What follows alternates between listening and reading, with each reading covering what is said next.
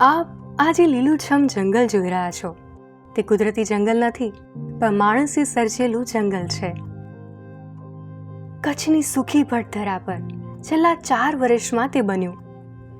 આ જંગલ મિયાવાકી જંગલના નામે ઓળખાય છે. ગુજરાત સરકારની પર્યાવરણ પ્રત્યેની પ્રતિબદ્ધતા અને ડૉક્ટર રાધાકૃષ્ણન નાયરના પરિશ્રમથી આ જંગલ બન્યું છે.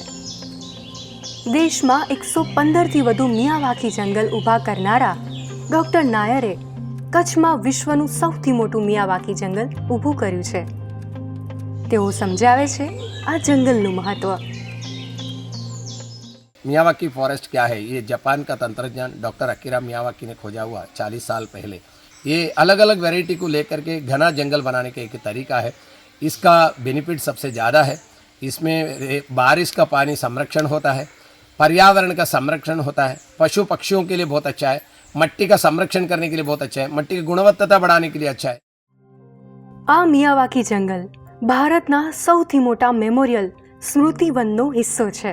સ્મૃતિવન 470 એકરમાં ફેલાયેલું છે. 2001ના કચ્છ ભૂકંપના મૃતકોની યાદમાં આ સ્મૃતિવનનું નિર્માણ કરાયું છે. અહીં 50 જેટલા ચેકડેમનું નિર્માણ કરાયું છે, જેનાથી લાખો લીટર વરસાદી પાણીનો સંગ્રહ થાય છે. જો તમે થોડી ઝીણવટભરી નજરે જોશો તો ખ્યાલ આવશે કે અહીં ડેમ પર 2001ના ભૂકંપના મૃતકોના નામ કોતરાયેલા છે. આ જંગલમાં 6.5 લાખથી વધુ વૃક્ષો છે, જેમાં 117 જેટલી વિવિધ વનસ્પતિઓની વેરાયટી છે.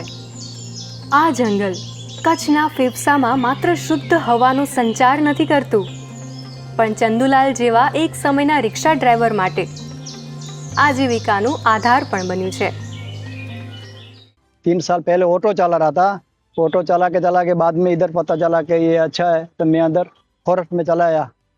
यहाँ करके हमारा टीम पूरा जो हम यहाँ पत्ता है वो करता हूँ मैं. जहाँ नहीं होता है तो टीम हमारी 15-20 आदमी आ जाता है, वो करता है. सभी को रोजी रोटी मिल जाती है. Doctor R.K. નાયરે માત્ર કચ્છમાં જ નહીં, પરંતુ દક્ષિણ ગુજરાતના નારગોલમાં પણ દરિયાકાંઠા પરનું વિશ્વનું સૌથી મોટું મિયાવાકી જંગલ ઊભું કર્યું છે, જેનાથી અહીં ખારાશ ઘટી છે અને વિપુલ પ્રમાણમાં જીવસૃષ્ટિ વિકસી છે. जो बर्ड्स है वो भी यहाँ आ रहे हैं, काफ़ी तादाद में उसकी संख्या बढ़ी है. स्नैक्स काफ़ी वैरायटी के दिखने मिलते हैं यहाँ. बर्ड्स एंड छोटे छोटे जीव जीवात होने से पूरा बायोडाइवर्सिटी प्रोजेक्ट सक्सेस देखने मिल रहे हैं.